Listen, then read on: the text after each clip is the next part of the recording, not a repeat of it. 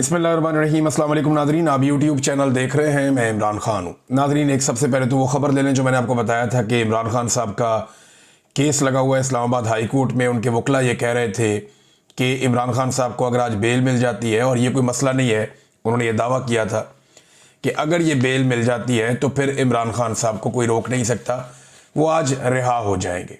लेकिन हुआ क्या, जिसका खदशा था, जो मैंने आपसे कहा था कि जब तक इस्लामाबाद हाई कोर्ट में चीफ जस्टिस सरफराज डोगर साहब हैं, एस्टेब्लिशमेंट को या इमरान खान के दुश्मनों को कुछ भी फिक्रमंद होने की ज़रूरत नहीं है, क्योंकि डोगर साहब किसी भी लेवल तक जाएंगे एस्टेब्लिशमेंट को सर्व करने के लिए, ऐसा अब दिखाई देता है। हुआ ये कि जब इमरान खान साहब के केस की समाअत हुई, सबसे पहले तो ये है कि बाहर कर्फ्यू लगा दिया गया। इस्लामाबाद हाई कोर्ट में ऐसा लगता है कि मार्शल लॉ लग गया, और बाहर इजाफी नफरी पुलिस की तैनात, खारदार तारे और बड़ा बंदोबस्त किया गया। सहाफ़ियों को और वकला को भी अंदर जाने से रोका जा रहा था। बहरहाल कुछ सहाफ़ी जो अंदर गए, उनमें समी इब्राहिम साहब थे और दीगर कुछ और सहाफ़ी थे। वो वहाँ पे अपना वीलॉग रिकॉर्ड कर रहे थे।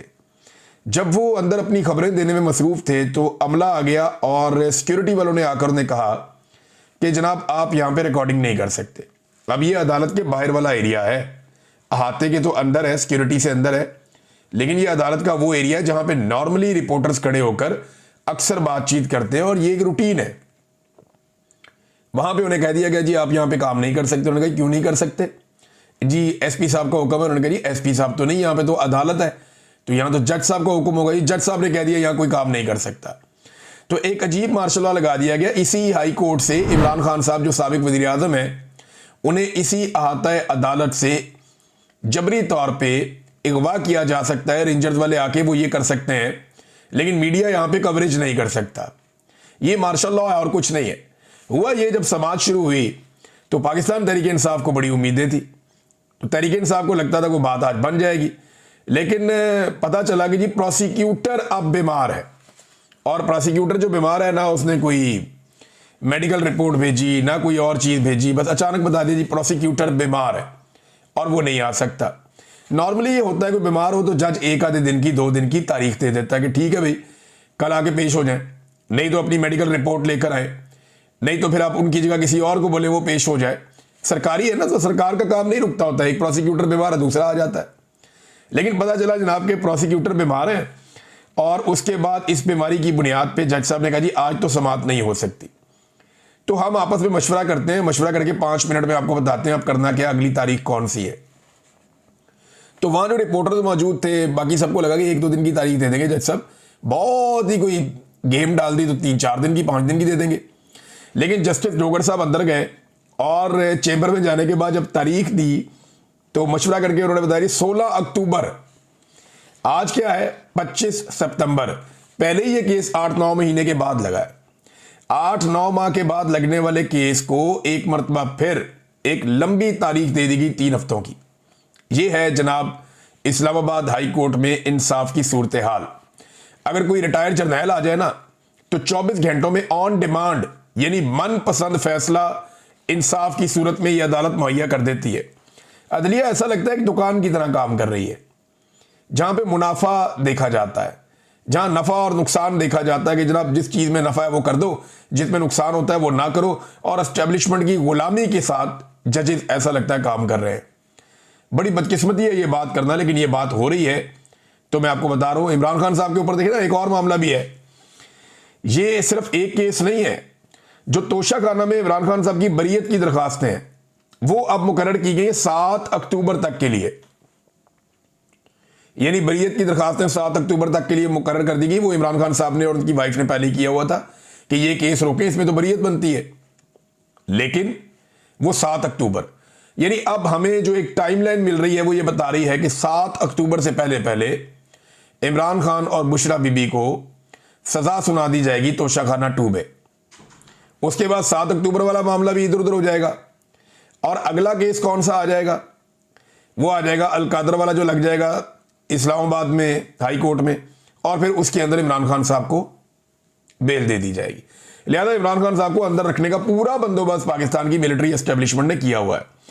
इमरान खान साहब की जो वीडियो लिंक पे समाअत होती है ना, उस हवाले से भी एक डेवलपमेंट है मेरे पास। अब ये देखें आपके हालात कहां पहुंच गए हैं, और ये कह कौन रहा है? ये सलमान अकरम राजा साहब बता रहे हैं कि जनाब हमारे साथ हो क्या रहा है। वीडियो लिंक पे इमरान खान साहब की जो समाअत हो रही थी उसके खिलाफ एक दरखास्त दायर कर दी थी पाकिस्तान तहरीक इंसाफ के इमरान खान साहब के वकला ने। अब वो समाअत होनी थी। अब जी समाअत के लिए वो कहते हैं जी हम वहां पे पहुंचे और लतीफ़ खोसा साहब ने और सलमान अकरम राजा साहब ने इन्होंने सीनियर जज से मुलाकात की कि जनाब हमारी समाअत क्यों नहीं हो रही। तो एडिशनल रजिस्ट्रार को बुलाया गया, उसने आकर बताया कि जनाब फाइल गुम हो गई है और जज साहब ने कहा जब तक फाइल नहीं मिलती तब तक समाअत नहीं हो सकती। हमें इस तरह की सूरत हाल का सामना है। यानी आप अंदाजा करें कि कहीं पे प्रोसिक्यूटर बीमार हो जाता है, कहीं पे फाइल गुम हो जाती है, कभी जज बीमार हो जाता है, कभी जज छुट्टी पे चला जाता है। अगर इमरान खान के ट्रायल को तेज चलाना हो और इमरान खान जेल से बाहर हो तो रोजाना की बुनियाद पर अदालतें बुलाती हैं। लेकिन अगर इमरान खान साहब के मामलात को लटकाना हो तो ये सारे काम भी हो जाते हैं। कभी रात को 12-12 बजे तक मिलिट्री एस्टेब्लिशमेंट के इशारों पे केसेस चलाए जाते हैं, जेल के अंदर ट्रायल किए जाते हैं। और कभी जजेस 6-6 महीने 8-8 महीने केस सुनने के लिए मुकर्रर ही नहीं करते। ये इमरान खान साहब को अंदर रखने के लिए एक साजिश के तौर पे पूरा निज़ाम काम कर रहा है और हम ये होते हुए देख रहे हैं। ये तारीख का हिस्सा बन रहा है और अदलिया की तारीख मसख हो रही है। इस पे जो गोल मेज कॉन्फ्रेंस वकला की होनी थी सुबह, वहां पे बड़ी पुलिस भेज दी गई और वहां पे भी बड़ा दबाव बनाया गया जनाब कि ये गोल मेज कॉन्फ्रेंस जो है वो उसको सबोटाज किया जाए। लेकिन फिर वकला बैठे, ये सीनियर तरीन वकला हैं, इनमें ज़्यादातर वो हैं जो सुप्रीम कोर्ट बार एसोसिएशन के सदूर भी रह चुके हैं, जो जर्नलिस्ट कवर करते हैं सुप्रीम कोर्ट को और हाई कोर्ट्स को। सीनियर तरीन सहाफ़ी वो भी वहाँ मौजूद थे, सदीक जान साहब थे, मुतीउल्लाह जान साहब थे, बाकी साकिब बशीर साहब गालिबन और बाकी जितने भी सीनियर जर्नलिस्ट हैं वो यहाँ पे मौजूद थे। इन सहाफ़ियों ने भी वहाँ पे बातचीत की। इस गोल मेज कॉन्फ्रेंस से सहाफ़ियों ने भी खिताब किया क्योंकि वो अदलिया को कवर करते चले आ रहे हैं और वो इसका एक हिस्सा है। तो उन्होंने भी अपनी बातचीत की। इसमें 2-3 चीज़ें ना सदीक जान ने बड़ी ज़बरदस्त की और ये बातें बिल्कुल दुरुस्त हैं, अल्लाह ताला उनकी हिफाजत करे। नंबर 1 उन्होंने कहा जी कि अब पहले तो ये होता था ना वकील अच्छा कर लो, फिर होता था जी वकील करने की क्या ज़रूरत है, आप जज ही कर लें। तो अब जनाब कहा जाता है कि सेक्टर कमांडर के साथ आपका ताल्लुक हो तो फैसला आपके हक में आएगा। ये अदलिया की टोटल औकात रह गई है कि एक कर्नल या ब्रिगेडियर रैंक का बंदा जो है वो अब जजों की जो उनको बताएगा फैसला क्या करना है। ये हालात पैदा हो गए। नंबर 2 उन्होंने कहा जी कि जो वकला मायूस है ना और जो अदलिया की हालत हो रही है उसके लिए ये बड़ी जुर्रत की सदीक जान ने, उसने सीनियर वकला के सामने बैठकर कहा कि इसके लिए आप सारे जिम्मेदार हैं, आप लोगों ने वक्त पे आवाज़ नहीं उठाई। और आज से चंद साल के बाद जब वकला ये देखेंगे कि अदलिया कितनी तबाह हो गई है तो उसके लिए वो जिम्मेदार इन जजों को नहीं ठहराएंगे, आपको जिम्मेदार ठहराएंगे। ये जिम्मेदारी आपके कंधों पर है। और ये गोल मेज कॉन्फ्रेंस यहां करने की बजाय आपको सुप्रीम कोर्ट ऑफ पाकिस्तान के दरवाजे पे होना चाहिए था, वहां पे ये बात करनी चाहिए थी। बड़ी इंपॉर्टेंट चीजें सदीक जान साहब ने कही। मुतीउल्लाह जान साहब ने बताया कि अदलिया पे किस तरह का खिलवाड़ हो रहा है। और इसके अलावा जो है वो एक स्टेटमेंट है, ये बड़ा इंपॉर्टेंट है। ये स्टेटमेंट है जनाब हामिद खान साहब का। हामिद खान साहब फरमाते हैं हमने पहले ही दिन कहा था कि 26वीं तरमीम के बाद इस मुल्क में ना आइन रहेगा ना अदलिया नाम की कोई चीज रहेगी, क्योंकि हम 50 साल से ये चीजें देखते आ रहे हैं। जनरल अयूब, ज़ियाउल हक और जनरल मुशर्रफ जैसे हमने अदवार देखे हैं, लेकिन ये जनरल इनसे भी 2 कदम आगे हैं जो इस वक्त है ये जनरल आसिम मुनीर वगैरह। इंतजामिया चाहे सदर है या वजीर आजम, ये जनरल्स के इशारों पर नाचने वाले पपेट्स हैं। ये जनाब एडवोकेट हामिद खान साहब ने कहा। बाकी तकारीर भी आ रही हैं, मैं इसकी जो एलामिया आएगा वो आपको नेक्स्ट वीलॉग में पढ़ के मैं सुनाऊंगा। ये गोल मेज कॉन्फ्रेंस एक डेवलपमेंट है और मामला यहां रुकेगा नहीं, मामला आगे बढ़ेगा और हम बढ़ता हुआ देखेंगे भी। नाज़रीन, इमरान खान साहब की 2 बड़ी इंपॉर्टेंट चीजें अडयाला जेल से बाहर आई हैं, दोनों मैं आपके सामने रख देता हूं। एक तो इमरान खान साहब ने खुलकर अपने ट्विटर अकाउंट के बारे में मौक़िफ़ दिया है। देखिए, पाकिस्तान तहरीक इंसाफ के भी कुछ लोग हैं जो इमरान खान साहब की पार्टी के हैं, जो इमरान खान साहब के नाम पर वोट लेते हैं। वो लोग भी आजकल इमरान खान साहब के ट्विटर अकाउंट पे हल्की हल्की ढोल की थाप पे तनकीद कर रहे हैं। वो ये कहते हैं कि यहाँ मोहतात होना चाहिए, ये होना चाहिए, वो होना चाहिए। सबकी अपनी एक पॉलिटिकल ओपिनियन है और सबको अपनी अपनी बात कहने का हक है। ऐसा नहीं है कि कोई बात अगर गलत है तो उसको कहने का हक नहीं है। हो सकता है कि उस आदमी के नज़दीक वो बात ठीक हो, लेकिन इमरान खान साहब का क्योंकि अपना ट्विटर अकाउंट है, एक्स का अकाउंट के वो खुद मालिक हैं, तो बताएंगे तो वही ना कि उन्होंने उसके साथ क्या करना है। असल स्टेटमेंट तो इमरान खान का है। इमरान खान साहब से जब जेल में एक सहाफ़ी ने यह सवाल किया उनके ट्विटर अकाउंट के हवाले से, तो इमरान खान साहब का जो जवाब है ना वो बड़ा तगड़ा था। अडयाला जेल में एक सहाफ़ी ने सवाल किया कि आपका ट्विटर अकाउंट कौन चला रहा है, आपका ट्विटर अकाउंट रियासत के खिलाफ बयानियां बना रहा है, अल्फाज बहुत सख्त होते हैं इस ट्विटर अकाउंट में। तो इमरान खान साहब ने सहाफ़ी के सवाल पर जो जवाब दिया, उन्होंने कहा मेरा अपना अकाउंट है, मैं जो पैगाम भेजता हूं वही पैगाम मेरे अकाउंट से जारी किया जाता है। क्लियरिटी है कि जो मैं भेजता हूं वही पैगाम मेरे ट्विटर अकाउंट से जारी किया जाता है। मैं कोई आसिम मुनीर का गुलाम हूं, मैं एक आजाद इंसान हूं, मेरा जो दिल करेगा मैं वो बोलूंगा। अब ये मेरा पैगाम चला देना, मेरा ट्विटर अकाउंट है, जो मेरा दिल करेगा मैं चलाऊंगा। फिर इमरान खान ने उस सहाफ़ी को चैलेंज किया, अब मेरा ये पैगाम चला देना, हिम्मत है, चला सकोगे मेरा पैगाम? तो सहाफ़ी बेचारे कहां चला सकते हैं, खबर ही बाहर नहीं निकलती। वो बेचारा सहाफ़ी बाहर आके चुप करके बैठ गया, उसने कहा बात ही ना बात किसी को पता चले। तो इमरान खान की बहन ने और बाकी लोगों ने बाद में कंफर्म किया कि जनाब इनके साथ ये हुआ है वहां पे जेल के अंदर। तो जेल में ना अब सहाफ़ी इमरान खान साहब से बदतमीजी भी करते हैं। ये मैं आपको बताता हूं, कमर मेकन साहब ने खबर दी है, मैं आपको पढ़ के सुना देता हूं एग्जैक्टली ऐसे ही जैसे उन्होंने दी है। कमर मेकन साहब बताते हैं कि कल तोशाखाना 2 केस की समाअत के दौरान सहाफ़ियों से गुफ्तगू करते हुए जीएनएन से वाबस्ता सहाफ़ी इजाद अहमद ने इमरान खान से बदतमीजी की। इमरान खान ने मज़कूरा सहाफ़ी को कमरा अदालत से बाहर जाने को कहा और इमरान खान ने जेल इंतज़ामिया से भी कहा कि इस सहाफ़ी को कमरा अदालत से बाहर ले जाएं। इमरान खान के तवज्जो और जवाब ना देने पर सहाफ़ी इजाद अहमद तू तू मैं पर उतर आए और इमरान खान से बदतमीजी करना शुरू कर दी, जिस पर इमरान खान ने सहाफ़ी को कहा मुझे मालूम है कि तुम 3-4 सहाफ़ी कर्नल की इजाज़त से अंदर आते हो, कर्नल के सामने नंबर बनाने के लिए बदतमीजियां करते हो, ये सहाफ़त नहीं घटियापन है। अंदाज़ा करें एक साबिक वज़ीर आज़म है, जेल के अंदर उसको बंद किया हुआ है, अवाम के सामने उसको आने नहीं देते, उसकी आवाज़ तक लोग नहीं सुन पाए। और एक ऐसे आदमी को जिसको पूरे निज़ाम ने जकड़ कर मजबूर किया हुआ है, उस आदमी के साथ जाकर अंदर सहाफ़ियों से बदतमीजियां करवाई जाती हैं। यानी इनकी क्या हैसियत है जो लोग इतने बड़े आदमी के साथ बदतमीजी कर रहे हैं। लेकिन देखें नाज़रीन, ये भी सूरत हाल इस मुल्क ने देखनी थी कि अगर एंटी एस्टेब्लिशमेंट इमरान खान साहब हैं तो फिर टके टके के लोगों से उनके खिलाफ बातें करवाई जाती हैं, उनके साथ बदतमीजी करवाई जाती है। आगे कमर मेकन साहब लिखते हैं कि जी इससे कबल ओन शराजी और तैयब बलोच भी इमरान खान साहब की बहनों के साथ ऐसे ही बदतमीजी कर चुके हैं। जनाब ये इमरान खान साहब के साथ जेल में क्या किया जाता है इसका आप अंदाजा लगा लें कितना गुस्सा है एस्टेब्लिशमेंट को कि वो बंदे तैयार कर करके भेजते हैं कि जाके अंदर ये बात करनी है। कमर मेकन साहब की बात से तो बिल्कुल इसी किस्म का अंदाजा हो रहा है। लेकिन नाज़रीन, पाकिस्तान तहरीक इंसाफ टूट नहीं रही, कमजोर नहीं पड़ रही। अब आप फलक जावेद को देख लें। फलक जावेद साहिबा ने कोशिश की बड़ा लंबा अरसा कि वो गिरफ्तार ना हो।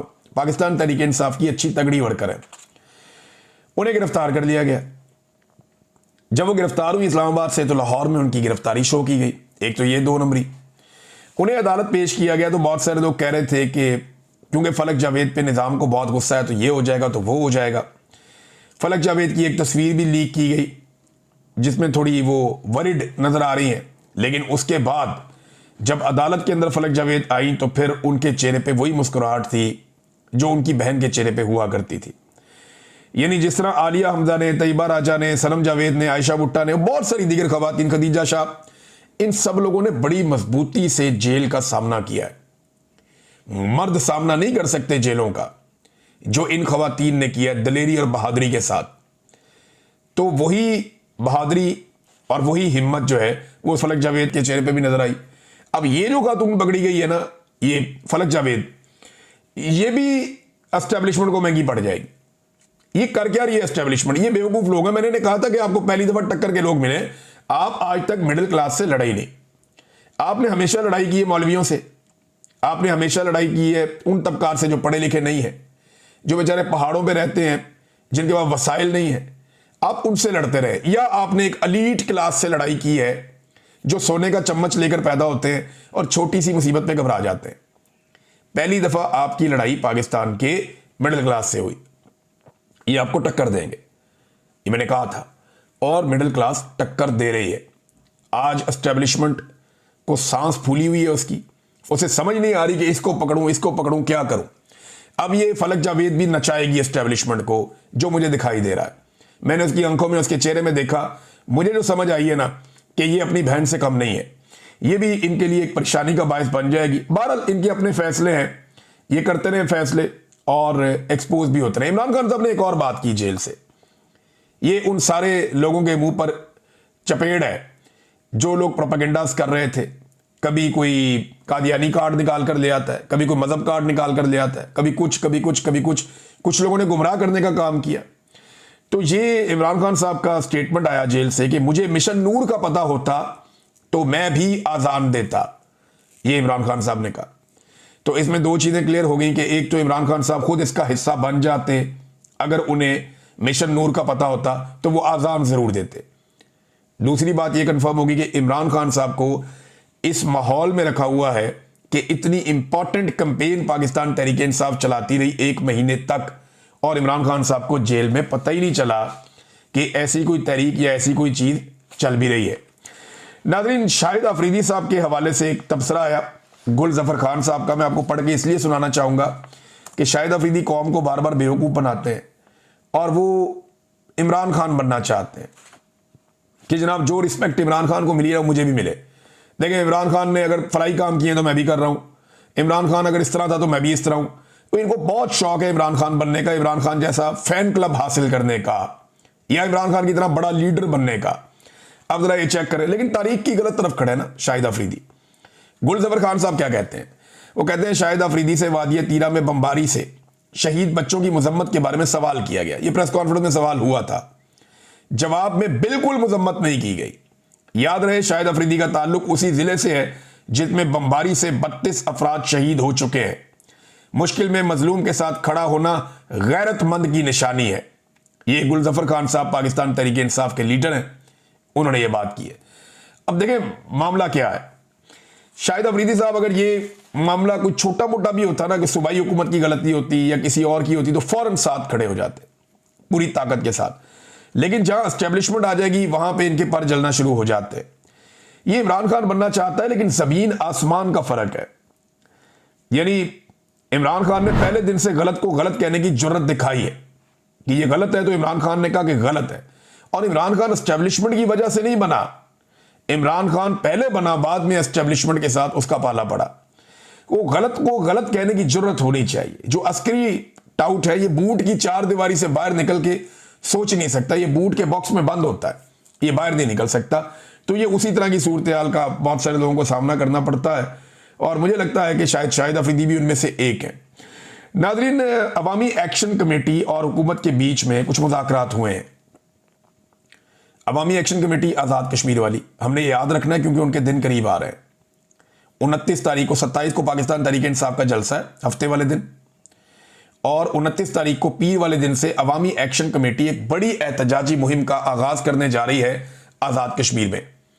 और हुकूमत के लिए ये एक बहुत बड़ी मुसीबत बनी हुई है, एस्टेब्लिशमेंट के लिए भी। पहले एस्टेब्लिशमेंट ने अपने सारे हथियार आजमाए, अपने सारे चले हुए कारतूस इकट्ठे किए और उन्हें कहा जलसा कराओ। स्टेज के ऊपर बंदे ज्यादा थे, जलसागाह में कम थे। 90% कुर्सियां खाली पड़ी हुई थी। 5 वजीर आजम उन्होंने इकट्ठे किए, एस्टेब्लिशमेंट ने अपने नवाजे हुए। 500 मिलकर जो है ना, वो 500 बंदा नहीं इकट्ठा कर सके, तो बेड़े ही गर्क हो गया जलसे का। तो एस्टेब्लिशमेंट नाकाम हो गई। उसके बाद रैली निकालने की कोशिश की आसिम मुनीर साहब के फोटोज के साथ, तो वो किसी ने ड्रोन से फुटेज बनाई, वो 50-60 बंदे थे, वो भी एक्सपोज हो गए। तो अब अवामी ताकत से तो मुकाबला कर नहीं सके वो अवामी एक्शन कमेटी का। अब उन्हें यह लगता है कि अवामी एक्शन कमेटी को मुज़ाकरात के जरिए काबू करते हैं, तो भिजवाया गया तारक फजल चौधरी साहब को और अमीर मुकाम साहब को। इन्होंने जाके बातचीत की तो कामयाबी नहीं हुई। बहरहाल अवामी एक्शन कमेटी अपने मुतालबात पे और मामलात पे डटी हुई है, और वो ये कह रहे हैं कि जी हम अपना एहतजाज जिसका हमने ऐलान किया है वो जरूर करेंगे। अब फर्दर क्या होता है आपको बाद में रिपोर्ट करता हूं। अब तक के लिए इतने, अपना ख्याल रखिएगा, अपने चैनल का भी। अल्लाह हाफिज।